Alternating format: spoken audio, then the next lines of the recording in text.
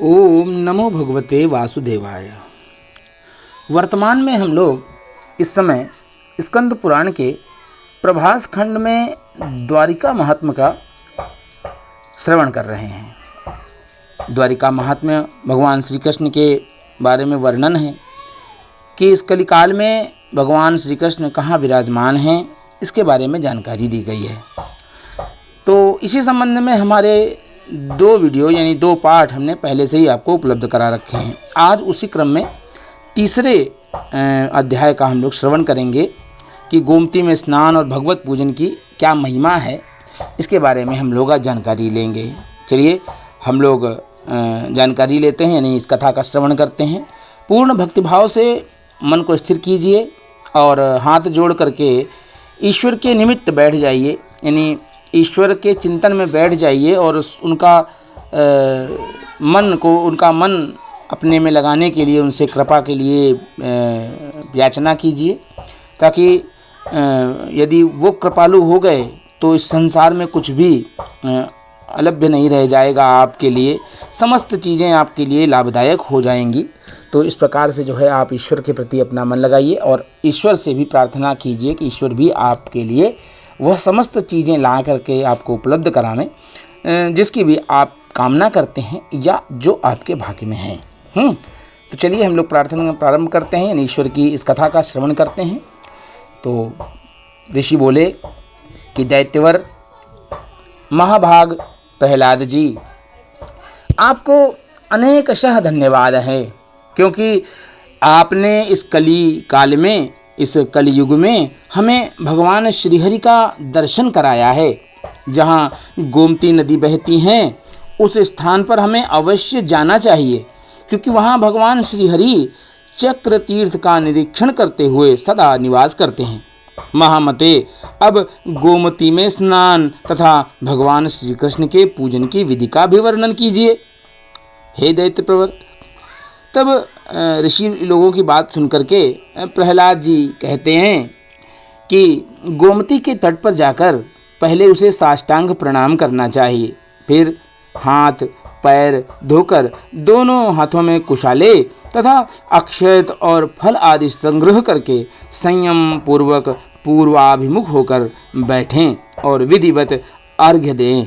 अर्घ्य का मंत्र कुछ इस प्रकार से है कि ब्रह्मलोकात् समायाते वसिष्ठ तनये शुभे सर्वपाप विशुद्धयर्थम ददाम्यर्घ्य च गोमति वसिष्ठ दुहितर देवी शक्ति ज्येष्ठे यशस्विनी त्रैलोक्य वंदिते देवी पापम में हर गोमति।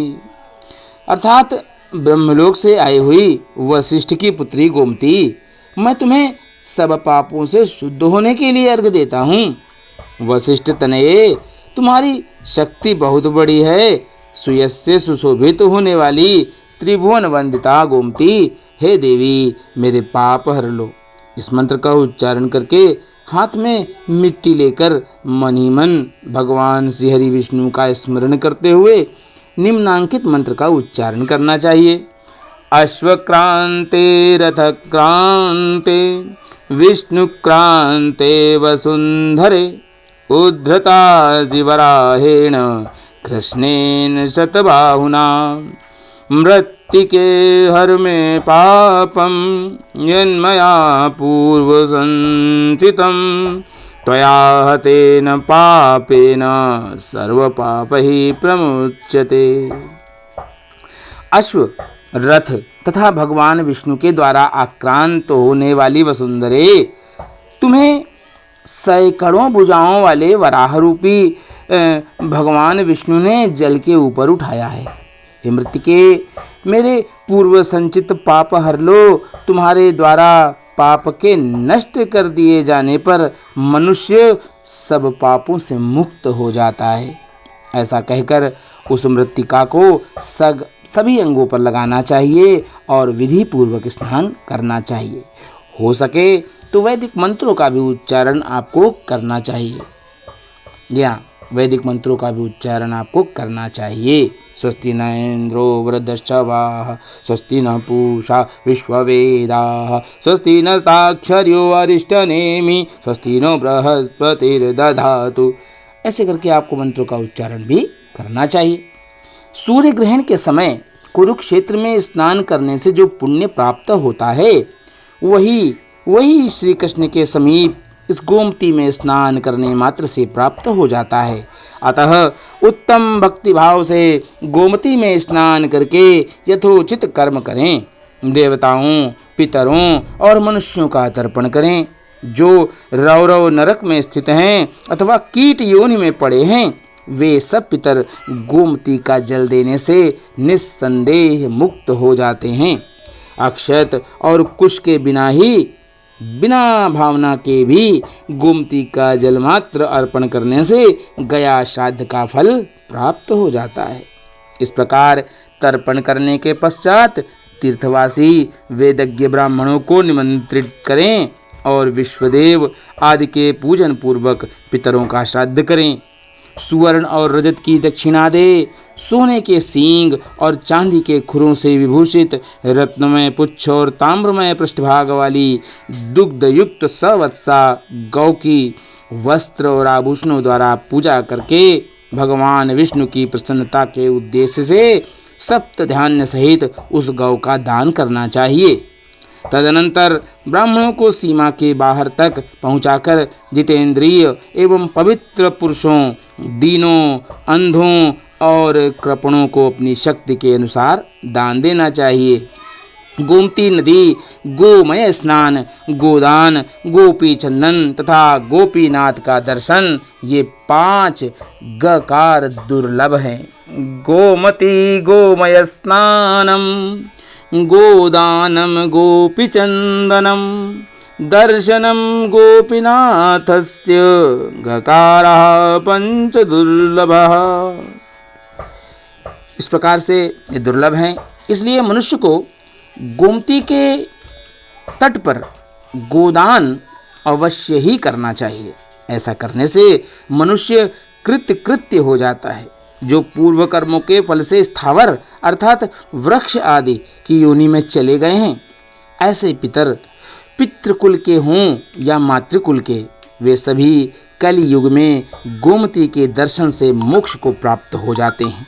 गोमती के तट पर श्राद्ध करने से निश्चय ही अश्वमेघ यज्ञ का फल प्राप्त होता है।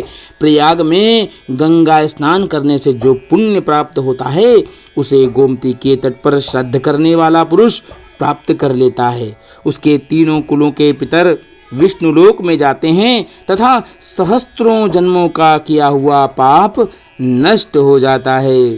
गोमती के दर्शन से मन, वाणी और क्रिया द्वारा किए हुए सभी पाप विलीन हो जाते हैं। भयभीत प्राणी को अभय दान देने से मनुष्य जिस पुण्य को पाता है, उसी को गोमती के जल में स्नान करके मनुष्य पा लेता है। इतना ही नहीं, वह पैतृक ऋण से मुक्त एवं कृत्य हो जाता है। मन, वाणी और क्रिया द्वारा किए हुए समस्त पाप गोमती के जल का संपर्क आते ही नष्ट हो जाते हैं। गोमती में स्नान करने वाला पुरुष सुंदर वनमाला, 4 भुजा तथा दिव्य गंध और अनुलेपन से युक्त होकर उस विष्णु धाम में जाता है, जहाँ से पुनः लौटकर इस संसार में आना नहीं पड़ता।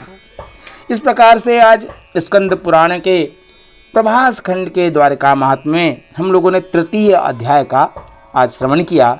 इस अध्याय में हम लोग अब विश्राम लेते हैं। अगले अध्याय यानी 4th अध्याय में पुनः उपस्थित होंगे। तब तक के लिए श्री हरि भगवान का नाम सतत रूप से लगातार संकीर्तन करते रहिए। श्री कृष्ण गोविंद हरे मुरारे, हे नाथ नारायण वासुदेवा, ऐसा बारंबार कहिए। तो आज का उपाय भी सुन लीजिए।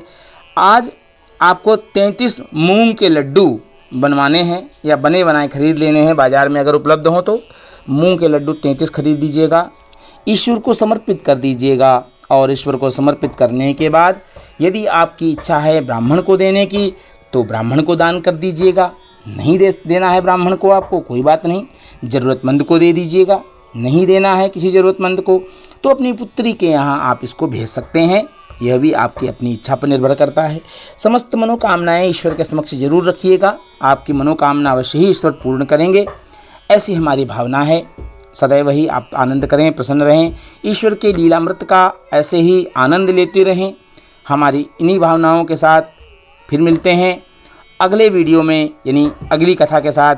कथा के चतुर्थ अध्याय में, इस द्वारिका महात्म्य के चतुर्थ अध्याय में पुनः प्राप्त होंगे हम लोग। चलिए बोलिएगा एक बार प्रेम से, ओम नमो भगवते वासुदेवाय।